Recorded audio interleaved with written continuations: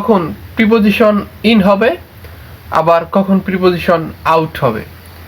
চলুন আজকে এই বিষয়গুলো জেনে নেই। প্রিপোজিশন ইন এবং preposition out both are totally different from each other. মানে ইন একটা অর্থ প্রদান করে এবং আউট ঠিক তার বিপরীত অর্থ প্রদান করে। অর্থাৎ আপনি যখন কোনো স্থানে স্থির অবস্থায় থাকবেন, ধরুন আমি এখন এই রুমের মধ্যে আছি, বা আপনি ক্লাসে আছেন, বা সে ক্লাসে আছে, একটা নির্দিষ্ট জায়গায় স্থির অবস্থায় আছে, সেই ক্ষেত্রে আমরা ইন ব্যবহার করব।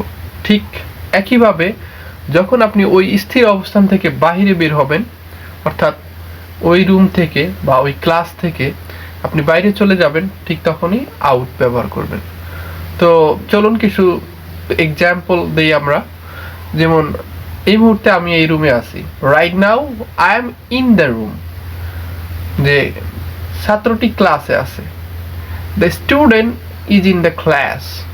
তো এখন যদি আমরা আউটের ব্যবহার শিখি, তাহলে যেমন আমরা বলতে পারি যে আমি এখন এই রুমটির বাইরে যেতে চাই। তার মানে কি, আমি এই রুমের মধ্যে ছিলাম, তখন I am in the room, আমি এখন এই রুমের বাইরে যেতে চাই।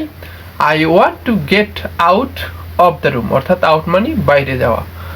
আরেকটা উদাহরণ দিই, যেমন মনে করেন এই রুমে একটা বিড়াল ছিল, there is a cat is in the room.